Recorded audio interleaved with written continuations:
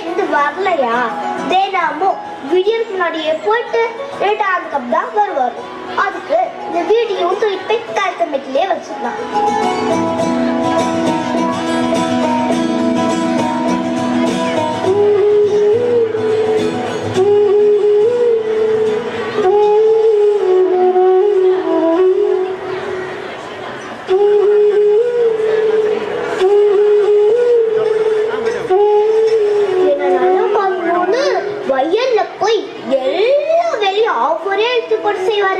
அப்பா நானும் செய்ய மாட்டேன் கேட்டா கோச்சு கிட்ட திட்டுவாரு.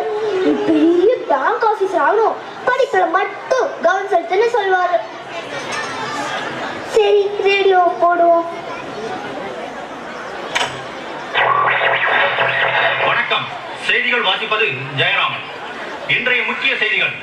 பிரதமர் சர்வதேச மாநாட்டிற்காக நாளை பெர்லினுக்கு புறப்படுகிறார். நாட்டில் பருவமழை பொழியாததால் இந்த மாதத்தில் மட்டும் 128 விவசாயிகள் தற்கொலை செய்து கொண்டுள்ளனர்.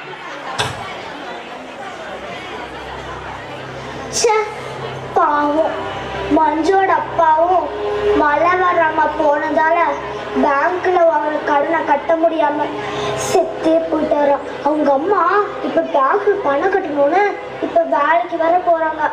மஞ்சு தான் அவ தம்பியும் வீட்டையும் பார்க்கணுமா. அவளால இனிமே ஸ்கூலுக்கே வர முடியாதா?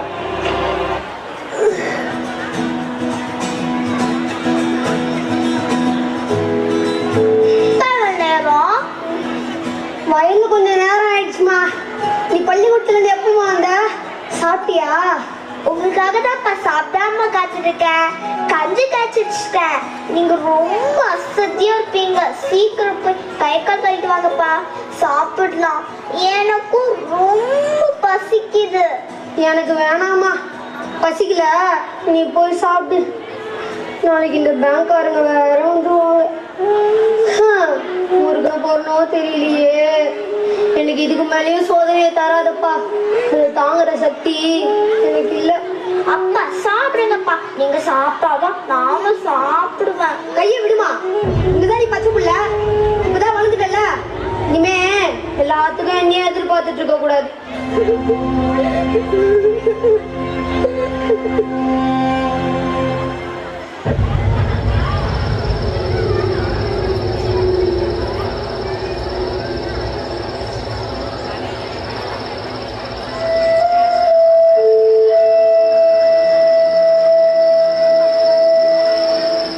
நம்மளை விட்டுட்டு போன எல்லாரும் நட்சத்திரம் தினம் வருவாங்க.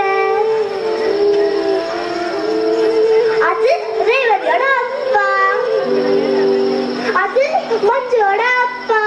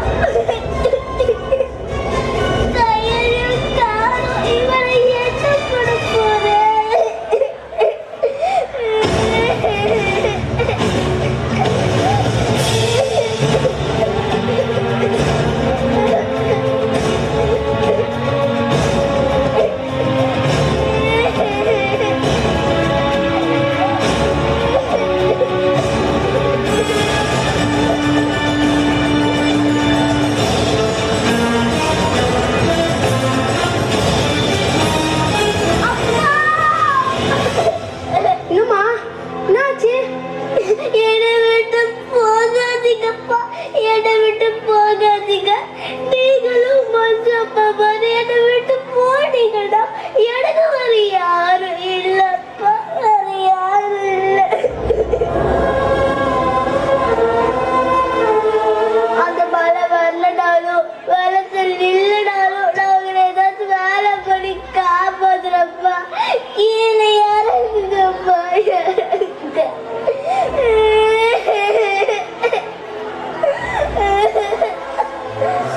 என்னம்மா ஏன் இப்படி அழறா? நீங்க கையில எடுத்து தோத்தது இதுக்கு தானப்பா. பேங்காரங்களால மற்றப்பா போன மாதிரி நீங்களும் என்னை விட்டு தூரமா போக போறீங்களாப்பா. இதை தவிர ஒரு வழியே இல்லையாப்பா.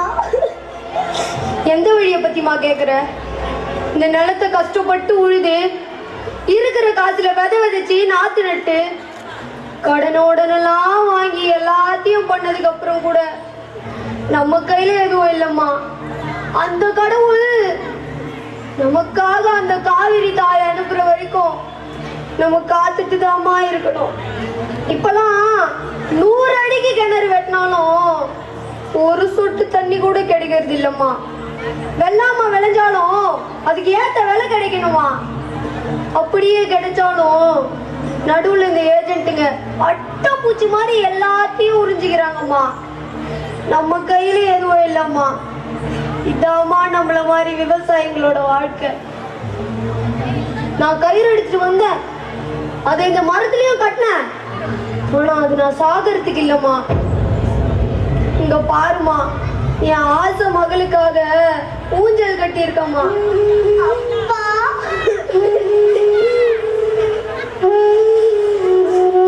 இத்தனை வருஷமா இந்த உசுறு கையில குளிச்சிட்டு இருக்கிறதே உனக்காகத்தானம்மா. மழை இந்த வருஷம் வரலன்னா அடுத்த வருஷம் வரும்.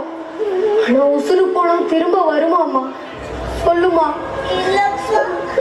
இப்பெல்லாம் 9,000 கோடி கடன் வாங்கினவங்களாம் தலையை நிமித்தி ராஜா மாதிரி வாழும்போது இந்த நாட்டுக்கே முதுகெலும்பா இருந்து சோறு போடுற விவசாயிங்கம்மா நாம ஏமா இந்த மாதிரி சின்ன சின்ன கடனுக்காகலாம் சாகணும்? சொல்லுமா.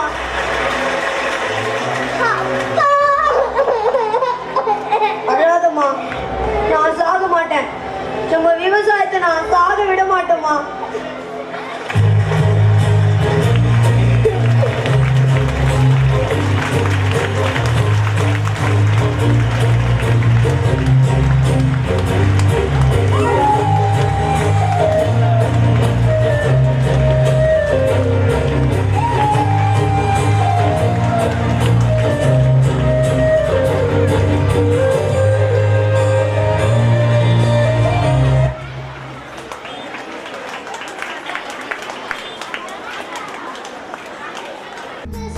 Farmers are the pillar of our nation. Farmers are the backbone of our nation. Dear friends, you have made us realize the importance of farming.